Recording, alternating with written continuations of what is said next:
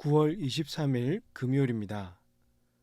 오늘 우리에게 주시는 하나님의 말씀은 사사기 6장 11절로부터 18절까지 말씀입니다. 여호와의 사자가 아비에셀 사람 요아스에게 속한 오브라에 이르러 상수리 나무 아래에 앉으니라. 마침 요아스의 아들 기브온이 미디안 사람에게 알리지 아니하려 하여 밀을 포도주 틀에서 타작하더니 여호와의 사자가 기드온에게 나타나 이르되 큰 용사여 여호와께서 너와 함께 계시도다 하매 기드온이 그에게 대답하되 오 나의 주여 여호와께서 우리와 함께 계시면 어찌하여 이 모든 일이 우리에게 일어났나이까. 또 우리 조상들이 일찍이 우리에게 이르기를 여호와께서 우리를 애굽에서 올라오게 하신 것이 아니냐 한 그 모든 이적이 어디 있나이까. 이제 여호와께서 우리를 버리사 미디안의 손에 우리를 넘겨주셨나이다 하니 여호와께서 그를 향하여 이르시되 너는 가서 이 너의 힘으로 이스라엘을 미디안의 손에서 구원하라. 내가 너를 보낸 것이 아니냐 하시니라. 그러나 기드온이 그에게 대답하되 오 주여 내가 무엇으로 이스라엘을 구원하리이까. 보소서 나의 집은 므낫세 중에 극히 약하고 나는 내 아버지 집에서 가장 작은 자니이다 하니 여호와께서 그에게 이르시되 내가 반드시 너와 함께하리니 내가 미디안 사람 치기를 한 사람을 치듯 하리라 하시니라.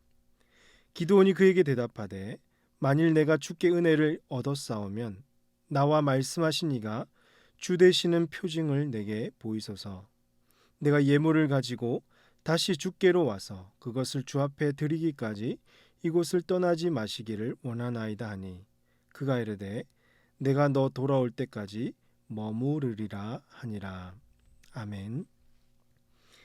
이스라엘 백성들은 여호와의 목전에서 또 악을 행했습니다. 그랬더니 여호와께서 7년 동안 그들을 미디안 손에 넘겨주셨습니다. 미디안의 손에 넘겨주신 것은 누구시죠? 하나님이십니다. 한 번, 두 번도 아니고 이렇게 하시는 하나님의 의도를 우리는 생각해 볼 수 있습니다. 하나님이 미디안의 손에 넘기셨지만 결코 이스라엘 백성들을 버리시지 않았습니다.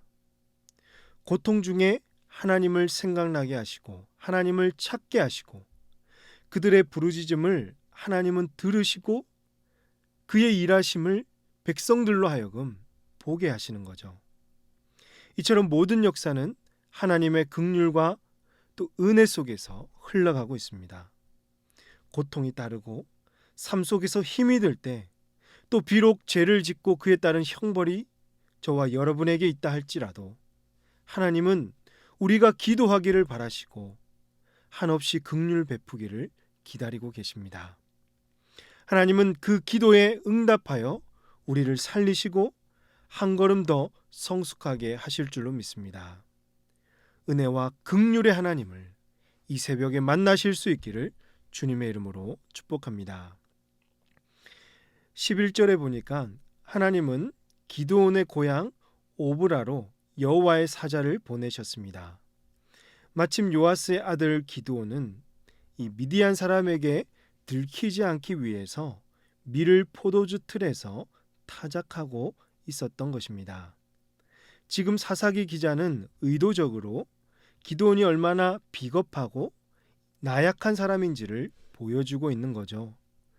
그때 여호와의 사자가 기드온에게 나타나 하는 말이 큰 용사여 여호와께서 너와 함께 계시도다라고 했습니다. 아니 지금 미디안이 두려워서 몰래 숨어있는 기드온에게 큰 용사라고 부릅니다. 기드온은 전혀 큰 용사와 어울리지 않습니다.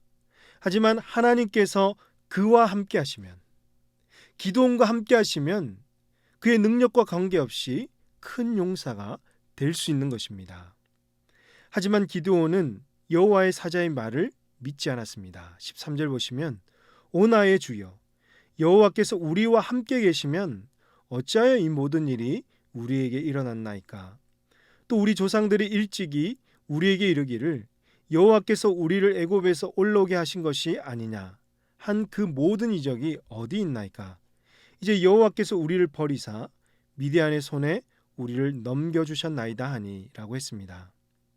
즉 기드온은 지금 우리 앞에 이런 일이 벌어지고 있는데 하나님이 정말 함께 하신다고요? 이걸 나보고 믿으라는 말이죠. 하나님은 우리를 버리셨습니다. 과거 조상들에게 나타난 기적도 다 거짓말 같습니다라고 지금 외치고 있는 거죠.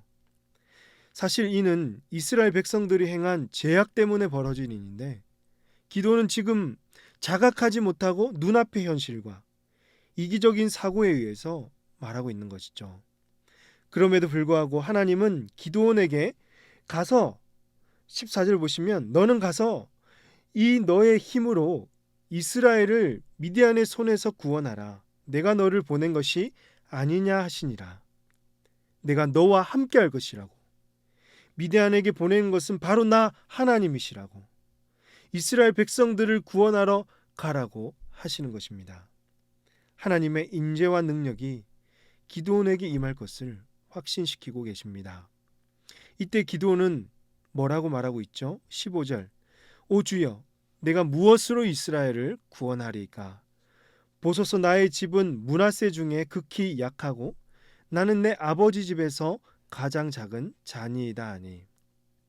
이 기드온의 고백만 보면 그의 집은 형편도 안 좋고 어떻게 보면 기드온이란 사람은 아주 겸손한 것처럼 보이지 않습니까? 그런데 므낫세 지파가 분명 작은 지파이긴 하지만 사실 기드온의 집은 형편이 그리 나쁘지 않았습니다. 오늘 6장 25절 이하에 보시면 소들도 기드온의 집에 있었고 우상들과 제단도 있었습니다. 또 27절 이어서 보시면 종이 10명 이상 되었을 것으로 보입니다. 그렇다고 그가 겸손한 사람이었을까요? 기드온이 스스로 약하고 작다고 여긴 이유는 하나님의 일을 하려면 사회적으로도 신분도 높아야 되고 혈통적으로도 큰 지파에 속해야 하기 때문에 오히려 그를 인간적인 눈으로 보고 있으며 하나님의 능력을 믿지 않고 있는 것입니다. 하나님을 신뢰하지 못하고 그의 믿음에 확신이 없었던 것입니다. 이런 기드온에게 하나님은 변함없이 말씀하십니다. 16절입니다. 여호와께서 그에게 이르시되 내가 반드시 너와 함께하리니 내가 미디안 사람 치기를 한 사람을 치듯 하리라 하시니라. 하나님은 변함없이 기드온과 함께할 것이라고 확신을 주고 계시며 또 내일 보시겠지만 기드온이 표징을 보여달라고 하면 표징까지도 보여주시는 분이셨던 것이죠. 오늘 기드온과 하나님과의 대화를 보면서 우리에게 주시는 메시지는 이것입니다.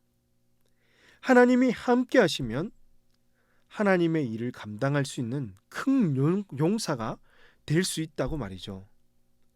나를 보면 사실 부족합니다. 남들보다 비교하면 턱없이 가진 것도 없고 나 같은 사람이 무엇을 할 수 있을까? 내세울 것도 하나도 없는 사람인데 라는 생각이 먼저 앞섭니다.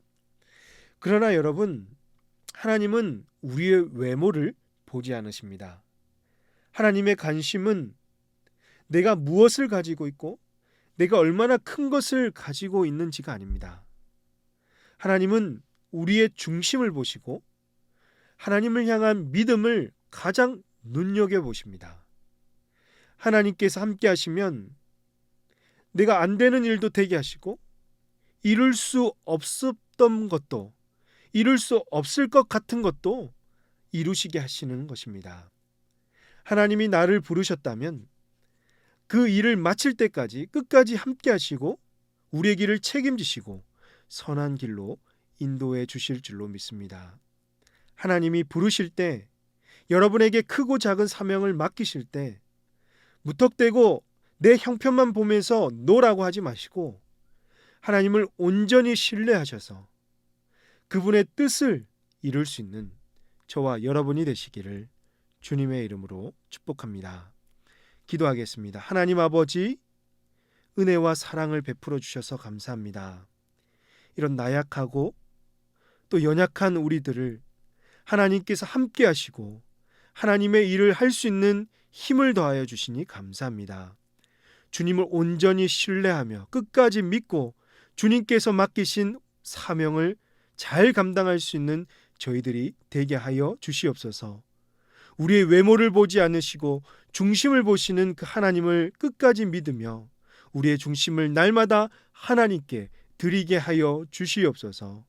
이 모든 말씀을 우리 구주 예수님의 이름으로 기도하옵나이다. 아멘. 오늘 말씀을 기억하시며 기도하시고 주간 기도 제목으로 모든 소그룹 모임을 위해서 기도하겠습니다. 모든 다락방마다 예수 안에서 한 가족 될 수 있도록 모든 순장님들 성령 충만케 하시고 또 다락방을 인도할 수 있는 지혜와 힘을 달라고 교회를 책임지고 섬기시는 우리 장로님들을 위해서 함께 기도하도록 하겠습니다. 기도하십니다.